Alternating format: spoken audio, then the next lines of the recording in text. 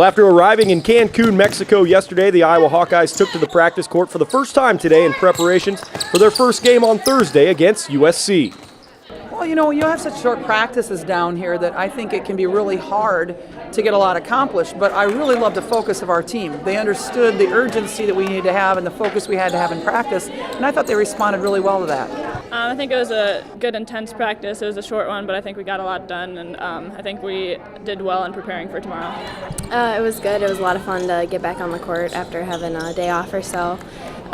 We were focused. We only had an hour on the court, so we had to go in and get the right mindset, but we definitely did work. One of the biggest things you'll notice when you come to tournaments like this is the game atmosphere and venue are completely different. But after talking to the players, venue and atmosphere aside, the goal is still the same.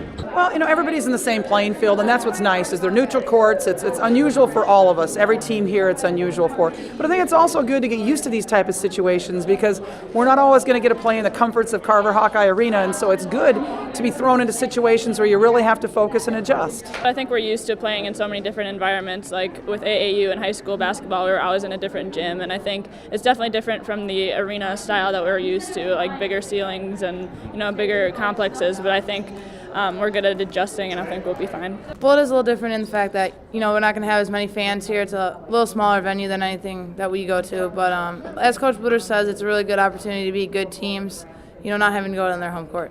Now, what they've also done for this tournament is build an addition. So it's not quite as cramped. It's a little bit more open. It's a little bit more spacious. But at the same time, you have a standard roof line. So if you're taking a half court or maybe a three-quarter court shot, better make sure it doesn't have quite as much air underneath it, or it might be taking out a light fixture.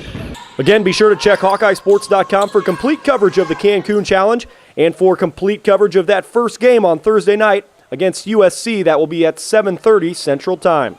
In Cancun, this is Nick Dorman for HawkeyeSports.com.